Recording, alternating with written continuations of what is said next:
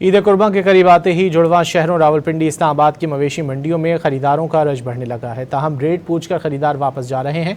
व्यापारी खरीदारों की राह तक रहे हैं। मजीद जानते हैं डॉन न्यूज़ के नुमाइंदे ताहिर नसीर से, जो इस वक्त एक व्यापारी के हमरा मौजूद हैं। ताहिर बताइए।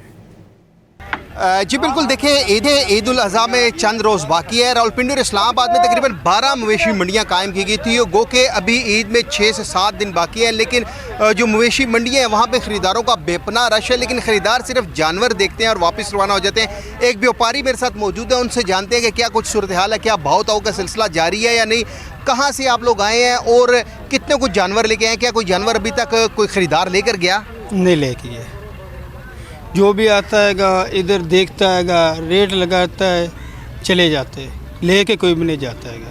क्या वजह रेट इस दफ़ा शिकवा किया जा रहा है खरीदारों की जानब से कि रेट बहुत ज़्यादा तेज़ है? क्या वाकई रेट तेज़ हैं? कम से कम जानवर कितने के और ज़्यादा से ज़्यादा कितने के? ज़्यादा तो ज़्यादा तकरीबन तो 6-5 इतना हैगा, नहीं तो नीचे ही हैगा, इतना रेट मिल नहीं रहा है। तो क्या उम्मीद करते हैं कि जहाँ से आप लोग ये जानवर ख़रीद कर लाए हैं तो क्या ये जानवर फ़रोख्त हो जाएंगे ईद से पहले? मुश्किल है, नहीं होएगा।